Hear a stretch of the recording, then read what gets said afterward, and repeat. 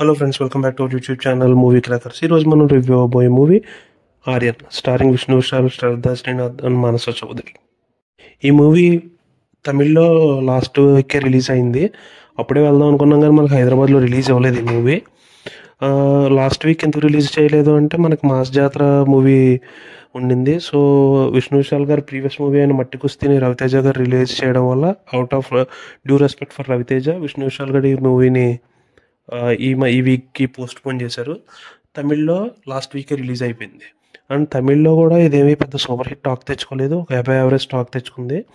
ముందు రిలీజ్ చేసినప్పుడు ఈ మూవీకి ఒక క్లైమాక్స్ అనుకున్నారు, బట్ అదంత వర్కౌట్ అవ్వకపోవడం వల్ల ఒక సెకండ్ డే తర్వాత థర్డ్ డే తర్వాత వీళ్ళు ఒక ఒరిజినల్ క్లైమాక్స్ అనుకున్నారంట. సో దాన్ని యాడ్ చేసి మళ్ళీ రిలీజ్ చేశారు.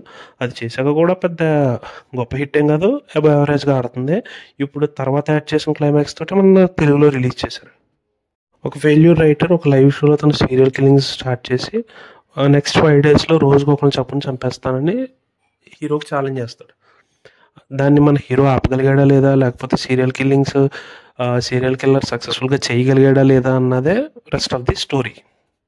సాధారణంగా మనకి serial killer movies template format ఏంటంటే సీరియల్ కిల్లింగ్స్ జరుగుతూ ఉంటాయి, అది ఎవరు చేస్తున్నారో అన్నది మనకి end of the movie reveal చేస్తారు. అప్పటి వరకు మనకి సస్పెన్స్ మెయింటైన్ చేస్తారు. కానీ ఈ మూవీలో ఎవరు చేస్తున్నారు అన్నది మనకు ఒక ఫస్ట్ 20 minutesలో రివీల్ చేసేస్తారు. రివీల్ చేశాక ఎందుకు చేస్తున్నారు, దాని వెనకన్న మోటివ్ ఏంటి, ఎలా చేస్తున్నాడు అన్నదే ఈ మూవీ యొక్క యూఎస్పీ. ఈ మూవీ ఫస్ట్ హాఫ్లో నెక్స్ట్ ఏం జరుగుతుంది అన్న క్యూరియాసిటీని బాగానే బిల్డ్ చేశాడు. త్రూఅవుట్ ఫస్ట్ హాఫ్ అది మెయింటైన్ చేశాడు. ఎస్పెషల్లీ ఫస్ట్ 40 minutesలో అది మనల్ని బాగా హుక్ చేశాడు. ఈ మూవీలో బేసిక్గా పెర్ఫార్మెన్సెస్ పరంగా చూస్తే విష్ణు విశాల్ యాజ్ యూజువల్గా మనకి రాక్షసన్ మూవీలో ఎటువంటి సెటిల్ అండ్ కామ్ యాక్టింగ్ ఉంటుందో అలాగే ఉంటుంది ఈ మూవీలో కూడాను. అండ్ శెల్వరాఘవన్ గారు అనదర్ ఇంపార్టెంట్ రోల్ ప్లే చేశారు ఈ మూవీలో.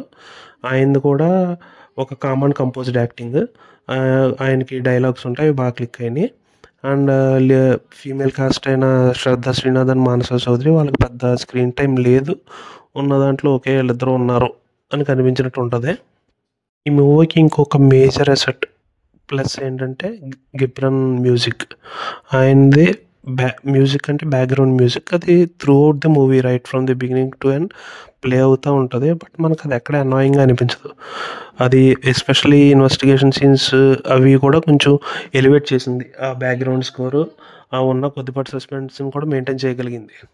సినిమాటోగ్రఫీ కూడా ఇందులో చాలా వరకు నైట్ సీన్స్ అవి ఉంటాయి. అవి కూడా మనం ఏదో చీకట్లో చూస్తున్నాం అన్న ఫీలింగ్ కాకుండా చాలా బ్రైట్గా నీట్గా కనిపిస్తాయి మనకు అవి.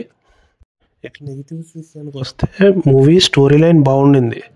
మనకి ఫస్ట్ హాఫ్లో మనల్ని ఇంట్రెస్టింగ్గా కూర్చోబెడతాడు. ఎప్పుడైతే సెకండ్ హాఫ్ స్టార్ట్ అవుతుందో సెకండ్ హాఫ్ స్టార్ట్ అయిన కాసేపటికే కిల్లర్ మోటివ్ రివీల్ అవుతుంది. బేసిక్గా మనం ఇంతకు ముందే మాట్లాడుకున్నట్టు సస్పెన్స్ థ్రిల్లర్ మూవీస్లో, సీరియల్ కిల్లర్ మూవీస్లో ఏంటంటే బేసిక్గా ఎవరు చేస్తున్నారో అన్నది అది మనకి ఎవరో తెలియడానికి చివరి వరకు సస్పెన్స్తో కూర్చుంటాం. బట్ ఈ మూవీలో మనకు అది ఫస్టే రివీల్ చేస్తాడు. కానీ ఈ మూవీ యొక్క యూఎస్బీ ఏంటంటే కిల్లర్ మోటివ్ ఏంటి, ఎందుకు చేస్తున్నాడు అన్నది మనం దాని గురించి మూవీ చివరి వరకు చూస్తాం. అది మనకి మనకు ఆ మోటివ్ అన్నది చాలా ఇంట్రెస్టింగ్గా, ఎంగేజింగ్ అండ్ కన్విన్సింగ్గా ఉండాలి.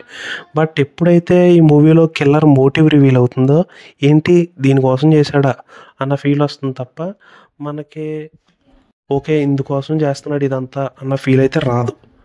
అండ్ ఇంకొకటి మీరు జెరాల్డ్ బట్లర్ అండ్ జామీ ఫాక్స్ది లా అబైడింగ్ సిటిజన్ అని ఉంటుంది, అమెజాన్ ప్రైమ్లో కూడా ఉంటుంది ఆ మూవీ చూస్తే మనకు కొంచెం ఆర్యన్లో ఆ మూవీ ఛాయలు కొద్దిగా కనిపిస్తాయి.